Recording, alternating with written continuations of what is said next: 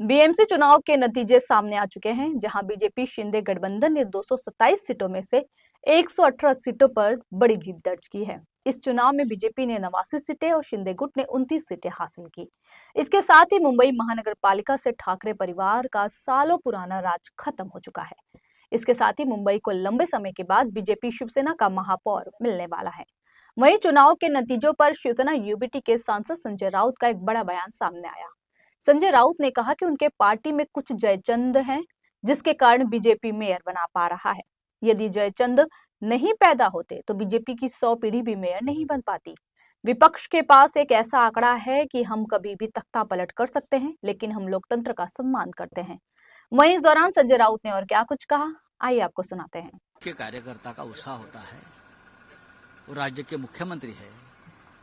मुख्यमंत्री होने के नाते अमर्याद अनलिमिटेड पावर होती है, पुलिस होते हैं उनके हाथ में, और भी लोग और भी ताकत होती है, पैसा होता है, सब कुछ होता है। तो अगर दूसरा कोई मुख्यमंत्री होता तो भी यही रिजल्ट आते। सबसे बड़ी लड़ाई मुंबई की हो गई। ये नहीं मानना चाहिए कि मुंबई में बीजेपी जीती है। मामला बराबरी में आया है। एक तरफ हमने देखा कि कांटे की टक्कर हुई है, दूसरी तरफ जो सीटें हैं उसमें भी कहीं ना कहीं निराशा देखने को मिली है। नहीं, मनसे को थोड़ी सीटें कम हुई, ज्यादा 15 तक मिलनी चाहिए इतनी लगता है मुझे। हमारे 10 से 12-15 सीटें बहुत कम मार्जिन से हार गए, लेकिन महापालिका के सदन में, कॉरपोरेशन के सदन में, बीएमसी के सदन में अपोजिशन की ताकत सत्ताधारी के बराबरी में है। हमारे 105 लोग अंदर है। क्या करेंगे ये लोग? मुंबई का सौदा नहीं कर सकते। हम है वहां, बैठे हैं वहां।